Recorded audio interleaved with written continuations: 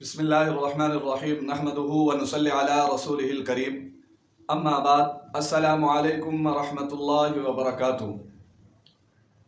मेरे कुछ बहन भाई परेशानी लेकर आते हैं और बतलाते हैं कि हमारा ये फ़लाँ मसला है, फ़लाँ मसला है। हर शख्स अपनी अपनी परेशानियाँ लेकर हाजिर होता है। तो आज मैं आपको एक ऐसा अमल बतलाता हूँ कि अल्लाह के फ़ज़ल व करम से आपको कहीं जाने की ज़रूरत नहीं है। आपने सिर्फ़ एक बार ये अमल करना है। अल्लाह के फ़ज़ल व करम से आपकी हर दुख, हर परेशानी इंशाअल्लाह उसी वक़्त हल हो जाएगी। बड़ा ही मुबारक और मुजर्रब अमल है। ये अमल मैंने जिसको भी दिया है उससे फिर मैंने दोबारा पूछा है कि आपका काम हुआ या नहीं हुआ। तो जिसको मैंने ये अमल दिया अल्लाह के फ़ज़ल व करम से बाकायदा मैं उससे पूछता हूँ। कभी कोई ऐसा शख्स मुझे नहीं मिला कि जिसने ये कहा हो कि हमारा काम नहीं हुआ। तो आप हजरात को भी मैं ये अमल दे रहा हूँ। तो अल्लाह के फ़ज़ल व करम से आप हजरात का भी जब काम हो जाए तो आपने कमेंट के अंदर ये बतलाना है कि हमारा काम हो गया है, हमने इस वजीफ़े के ऊपर अमल किया था और हमारा काम हो गया, ताकि देखने वाले नाज़रीन को ज़्यादा से ज़्यादा फ़ायदा हो सके, जिस जिस तक यह अमल पहुँचे, ताकि वो इसको इस यकीन और इस ध्यान के साथ करे कि ताकि उसकी वो परेशानी हल हो जाए आसानी से। तो बड़ा ही मुबारक अमल है। आपने करना ये है कि गुस्ल कर लेना है, आपने नहा धो के साफ़ सुथरा हो लेना है। अगर आप पहले से साफ़ सुथरे हैं, आपने कपड़े चेंज किए हुए हैं तो ठीक है। अब अगर मर्द है तो वो खुशबू से अपने आप को लैस करे, और अगर औरत है तो उसको खुशबू लगाने की ज़रूरत नहीं। अगर घर के अंदर मौजूद है तो वो भी लगा सकती है। घर के अंदर खुशबू के जहाँ उसका कोई ऐसा गैर महरम ना हो उस घर के अंदर, तो वहाँ पर वो भी खुशबू लगा सकती है। आपने ये करना है कि इशा की नमाज पढ़ लेने के बाद आपने एक मुसल्ला बिछाना है किसी अलग थलग जगह पर, यानी जहाँ आपने नमाज पढ़ी है वहाँ से हट कर आपने मुसल्ला बिछाना है और 2 रकात सलातुल हाजत के पढ़ने हैं। इस नीयत से पढ़ने कि या अल्लाह मैं ये 2 रकात जो पढ़ रहा हूँ अपनी ज़रूरत के लिए पढ़ रहा हूँ, मेरी तमाम तर ज़रूरियात को अपने ख़जाने गैब से पूरा फरमा दे। 2 रकात नमाज नफिल पढ़ने के बाद, सलातुल हाजत पढ़ने के बाद आपने अब अत्तहियात की शक्ल में बैठ जाना है। जितनी देर आप बैठ सकें उसके बाद फिर आप हालत चेंज कर सकते हैं। तो आपने दरूद शरीफ पढ़ना है, जो आपको दरूद शरीफ आते हैं। सबसे अफजल दरूद शरीफ दरूद इब्राहिमी है। अगर दरूद इब्राहिमी आता है तो आप दरूद इब्राहिमी पढ़ें। अगर दरूद इब्राहिमी नहीं आता तो आप कोई सा भी दरूद शरीफ ले सकते हैं। एक तस्बीह ले लेनी है।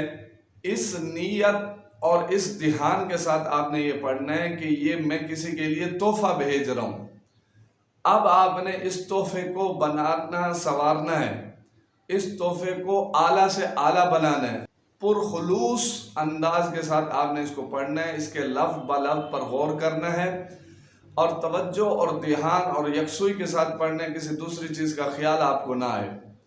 आपने कोशिश आखिर तक यही जारी रखनी है कि कोई और ख्याल आपको ना आए। जब आपने एक मरतबा ये तस्बीह पढ़ ली दुरूद शरीफ की, अब आपने उसकी नीयत की थी कि मैं किसी को तोहफा भेज रहा हूँ। अब आपने ये तोहफा भेजना है नबी करीम सल्लल्लाहु अलैहि वसल्लम शाफी महशर की तरफ। अब फरिश्ते इस तोहफे को लेकर आपके जाएंगे। अब आपका वहाँ जब नंबर लगा, जब आपकी बारी आई तो ये तोहफा नबी करीम सल्लल्लाहु अलैहि वसल्लम के पास दरबार रिसालत में अब पहुँचेगा। तो जब ये तोहफा आपका पहुँचेगा तो अल्लाह की ज़ात से उम्मीद है कि नबी करीम सल्लल्लाहु अलैहि वसल्लम को आपकी वो परेशानी बतलाई जाएगी जिस परेशानी में आप मुब्तला हैं। अगर कोई परेशानी ना हो तो फिर उसके लिए नबी करीम सल्लल्लाहु अलैहि वसल्लम भी कुछ न कुछ हदिये के तौर पर दे देते हैं। अगर परेशानी हो तो भी हदिया मिल जाता है, ना परेशानी हो तो भी हदिया मिल जाता है। क्योंकि नबी करीम सल्लल्लाहु अलैहि वसल्लम की आदत मुबारक ये थी कि जब भी दुनिया के अंदर कोई भी शख्स नबी करीम सल्लल्लाहु अलैहि वसल्लम को तोहफा इनायत करता था तो बदले में नबी करीम सल्लल्लाहु अलैहि वसल्लम भी उसको तोहफे के तौर पर कुछ न कुछ अता कर ही देते थे। अब जिंदगी दुनिया में जाने के बाद के मामलात हैं, तो अब भी अगर कोई शख्स नबी करीम सल्लल्लाहु अलैहि वसल्लम को तोहफा भेजेगा, फरिश्ते उस तोहफे को लेकर जाएंगे, तो जैसे ही वो तोहफा पहुंचेगा तो उसके बदले में आपको भी वहां से रिटर्न कोई ना कोई तोहफा जरूर आएगा। लेकिन अगर आपने इसको परेशानी की हालत में जब किया है तो आपकी जब परेशानी बतलाई जाएगी नबी करीम सल्लल्लाहु अलैहि वसल्लम को, और नबी करीम सल्लल्लाहु अलैहि वसल्लम शफाअत करने वाले हैं, शाफी महशर हैं, तो नबी करीम सल्लल्लाहु अलैहि वसल्लम अल्लाह के यहाँ आपकी शफाअत कर देंगे कि अल्लाह मेरा फलां उम्मती परेशान है, उसकी वो परेशानी हल कर दे। इंशाअल्लाह अल्लाह के फजल व करम से वो परेशानी आपकी उसी वक़्त दूर हो जाएगी। जैसे ही नबी करीम सल्लल्लाहु अलैहि वसल्लम के पास आपका ये तोहफा पहुंचेगा, लेकिन आपने कहना नहीं है नबी करीम सल्लल्लाहु अलैहि वसल्लम को कि या अल्लाह ये इस तरह आपने तोहफा नहीं भेजना कि ये मेरा तोहफा ले जाओ और उनको कहना कि मैं फलां परेशानी में मुब्तला हूँ, मेरी ये परेशानी अल्लाह से दुआ करके हल करवा दें। ऐसा आपने नहीं कहना, बल्कि आपने बस तोहफे के तौर पर दे देना है कि हदिया मैं भेज रहा हूँ नबी करीम सल्लल्लाहु अलैहि वसल्लम को। अब आपने एक दिन ये हदिया भेजा, अब आप इंतज़ार कर सकते हैं इसका रिजल्ट आपके पास एक दिन में आए, 2 दिन में आए, 3 दिन में आए। आप रोज़ाना की बुनियाद पर भी इस तोहफे को भेज सकते हैं।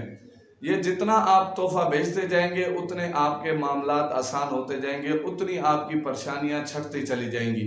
अगर आप जादू जिन्नात की वजह से भी परेशान हैं तो भी आपकी ये परेशानियां दूर हो जाएंगी, और अगर किसी ज़रूरत दुनियावी की वजह से आप परेशान हैं तो इंशाअल्लाह अल्लाह के फजल व करम से वो ज़रूरत भी पूरी हो जाएगी।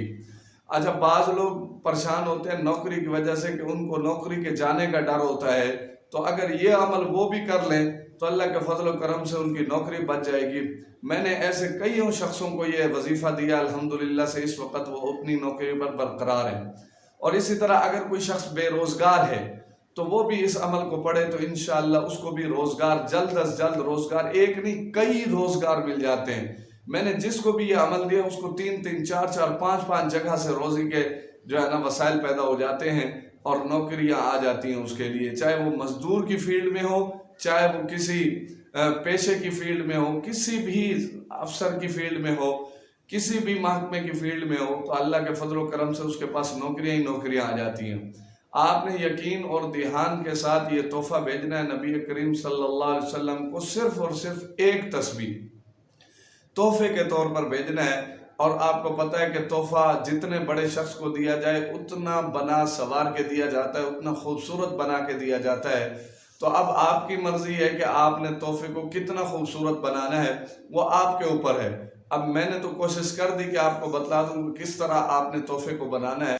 अब अगला प्रोसेस आपने करना है कि उसको किस तरीके से आपने मुज़य्यन करना है, खूबसूरत बनाना है और तोहफे को भेजना है नबी करीम सल्लल्लाहु अलैहि वसल्लम के पास। जब आपका ये तोहफा जितना पुरखुलूस होगा ना उतना जल्दी पहुंचेगा, जैसे पहुंचेगा तो रिटर्न में आपको उतना जल्दी तोहफा मिल जाएगा। अपने भाई को दुआओं में याद रखिए। जज़ाकल्लाह। अस्सलामु अलैकुम व रहमतुल्लाहि व बरकातुहू।